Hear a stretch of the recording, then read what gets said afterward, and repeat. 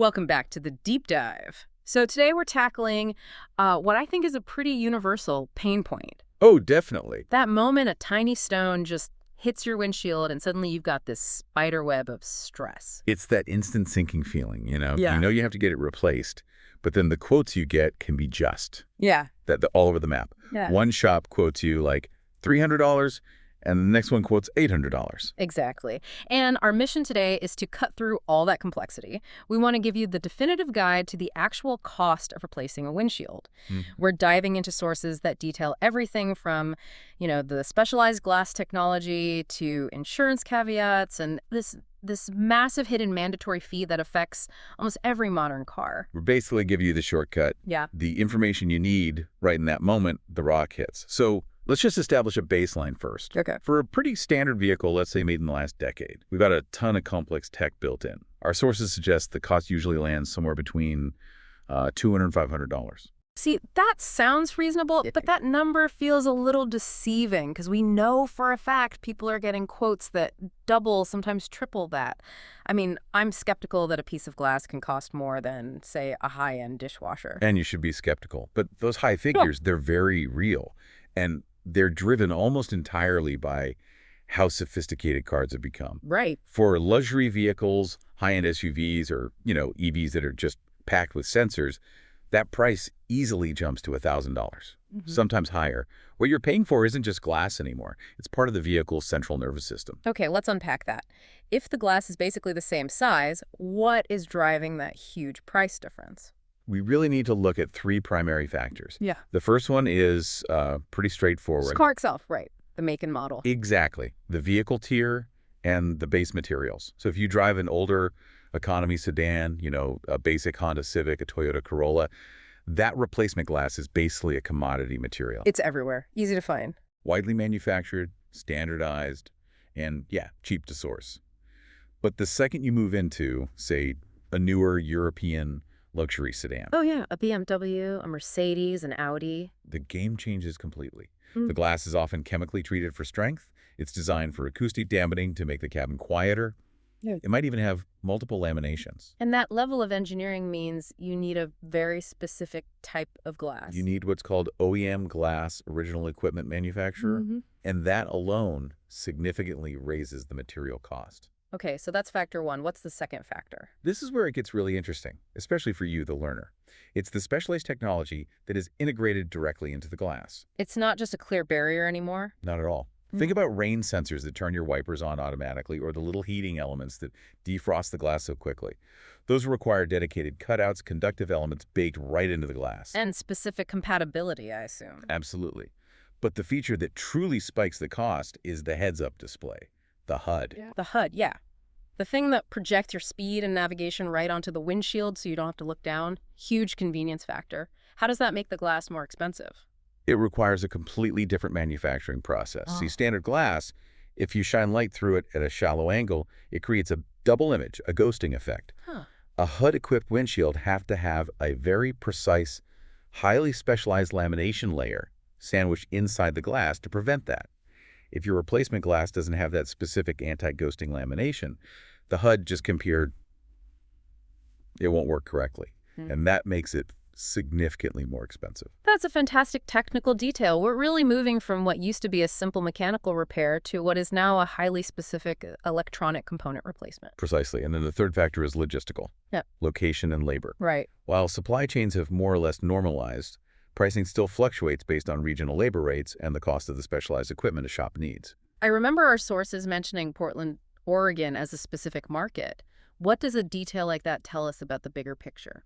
It suggests that really competitive markets, like Portland, can help keep costs for standard replacements relatively low, just because there's a higher density of service providers. More competition. Right. But even in a competitive city, the need for highly trained technicians for these complex systems, that's non-negotiable. And that often adds a flat rate for the complexity, especially if you opt for the convenience of, say, a mobile service that comes to you. Okay, so let's pivot to the source of the most significant sticker shock.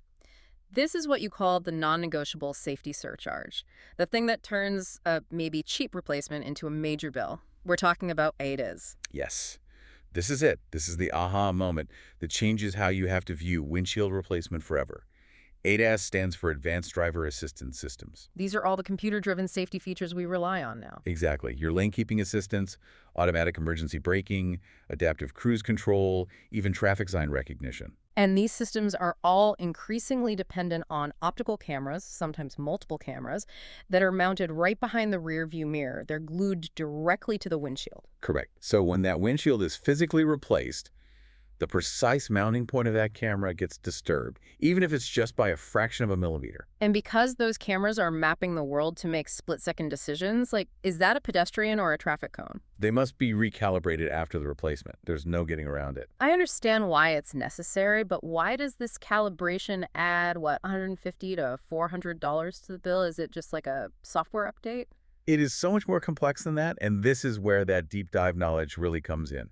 That $400 charge often reflects the two different methods of calibration, static and dynamic. Static versus dynamic. Okay, explain the difference. So static calibration means the vehicle is parked indoors, usually in a specialized climate-controlled bay. Technicians use these precision targets. They look like large, standardized checkerboard patterns, and they place them at exact distances and heights from the car. And that's what teaches the camera where it is. It teaches the camera its true center point relative to the vehicle's axle.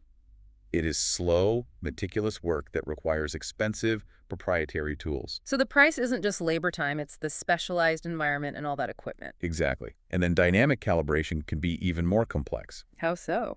The technician has to physically drive the car, often at highway speeds for a set amount of time, while the car's own software uses lane markers, speed signs, and other real-world data to fine-tune the sensor's alignment. And sometimes Let me guess, a vehicle needs both. Sometimes a vehicle requires both, a static calibration first, followed by a dynamic road test to confirm. Okay, that immediately justifies the cost hike. You're not paying for a mechanic anymore. You're paying for a specialized safety technician using really sophisticated diagnostic tools. And skipping it is simply not an option. Our sources are very clear on this. Skipping proper calibration compromises those safety features. It could cause your car to brake when it shouldn't, or worse, fail to detect a collision that's about to happen. Wow. And beyond that, any professional shop doing the work must include this calibration to mitigate some massive liability risks. You have to make sure it's on your quote. Let's talk materials then. Once we've accepted the high cost of the tech, how do we decide if we need the expensive OEM glass or the cheaper aftermarket version? This is a classic debate of structural integrity versus your budget. OEM, again, is original equipment manufacturer glass. Made by the same company that provide the original part. Right. It meets the vehicle's exact high specifications, especially when it comes to fit and, most importantly, structural integrity.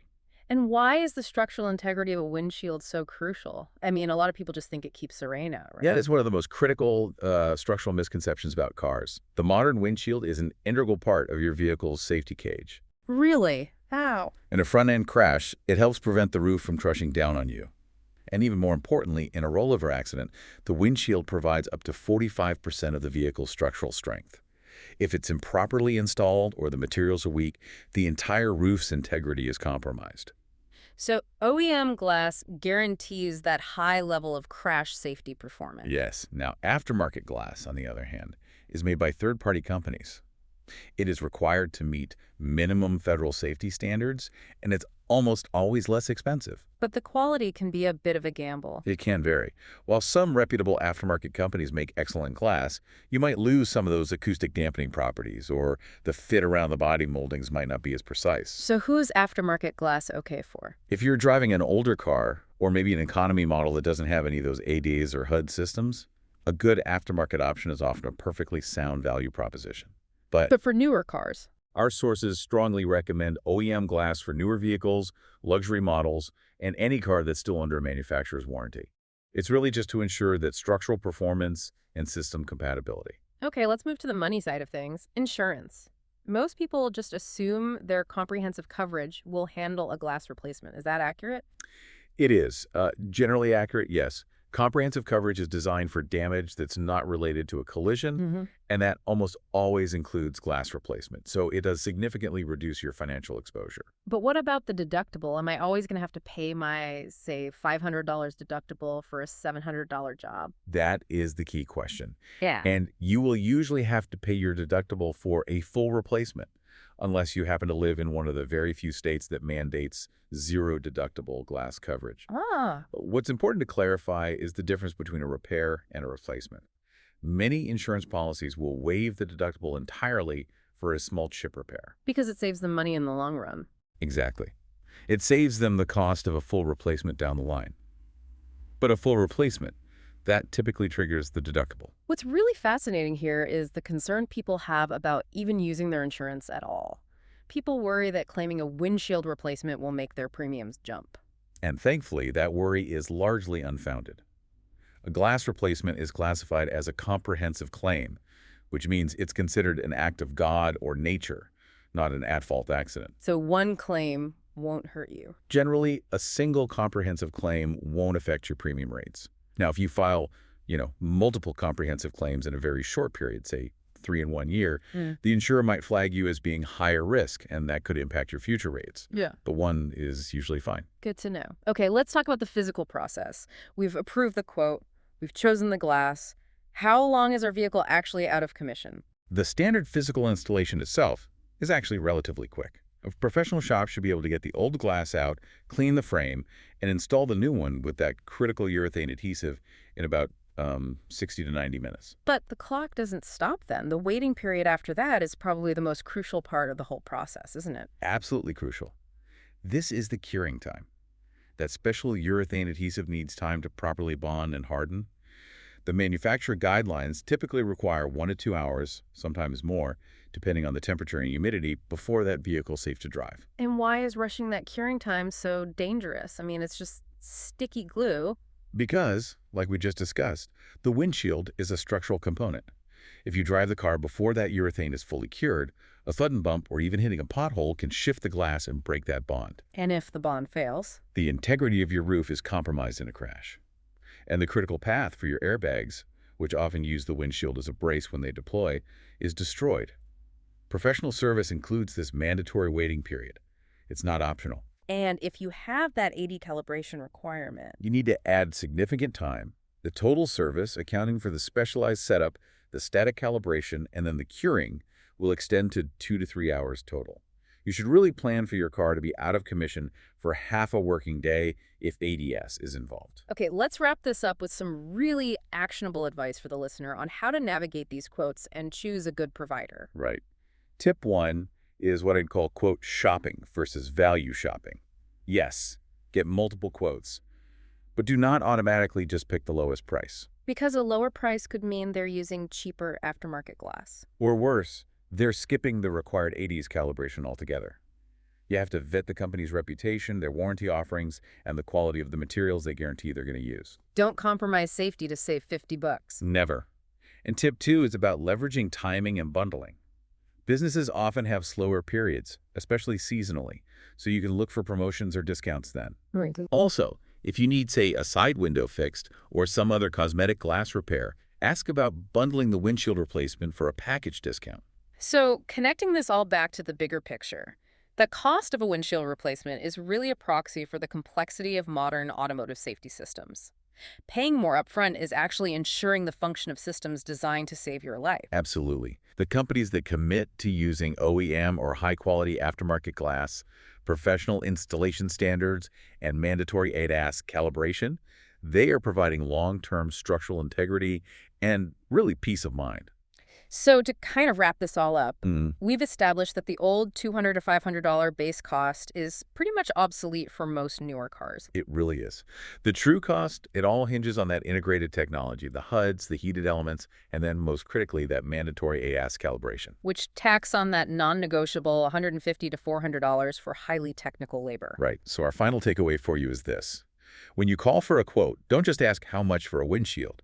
You need to inquire specifically about the ADAS calibration cost. Confirm whether that calibration is static or dynamic, and verify if the quote includes OEM or a specific reputable aftermarket brand. This knowledge is what lets you really compare apples to apples and prioritize safety. And this all raises a really important question for the future, doesn't it? Given the mandatory high-tech nature of this ADS calibration, which drives the cost far beyond typical insurance deductibles, Hmm. how might this trend reshape the relationship between auto glass replacement and vehicle insurance deductibles in the years to come? I mean, are we going to see a standard $1,000 glass deductible? It's something to keep an eye on. We'll leave you with that thought. Thanks for diving deep with us. We'll get you next time.